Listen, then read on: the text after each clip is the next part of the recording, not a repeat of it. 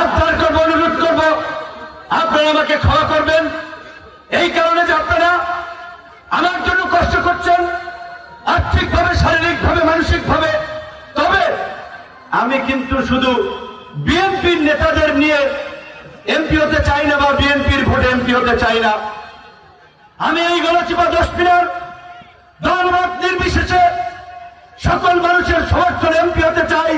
আপনাদেরকে নিয়ে, জনগণকে নিয়ে এই গলাচিপা দশপিনাকে কিভাবে বাংলাদেশের মধ্যে 12ই ফেব্রুয়ারির পরে, ওই ফেব্রুয়ারি থেকে ডিসেম্বর 1 বছরের মধ্যে কিভাবে একটি তাক লাগিয়ে দেওয়া যায় কাজের মাধ্যমে, উন্নয়নের মাধ্যমে, আমরা সেই পরিবেশ নিশ্চিত করতে চাই।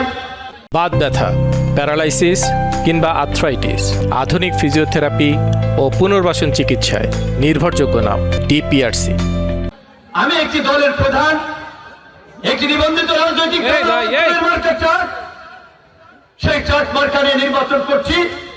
যেহেতু বাংলাদেশের বিগত দিনগুলোতে প্রধান দুটো দলের মধ্যে নির্বাচন হতো, আওয়ামী লীগের নৌকা এবং বিএনপির ধানের শীষ। এবারের নির্বাচনে নৌকা নাই, পটুয়াখালী তীরে ধানের শীষ নাই। আপনাদের কি চার্ট মার্কায় ভোট দিতে আর কোনো আপত্তি আছে? চার্ট মার্কায় ভোট দিবেন তো? ওয়াদা করতেছেন তো? এলাকার উন্নয়নে আমার পাশে থাকবে। যারা বেআইনি আছেন তাদের উদ্দেশ্যে বলতে চাই, প্রিয় ভাইরা, আপনারা বিএনপির লোক, হুমকি আওয়ামী লীগের লোক দেয় না, জামাতের লোক দেয় না, চরমনের লোক দেয় না।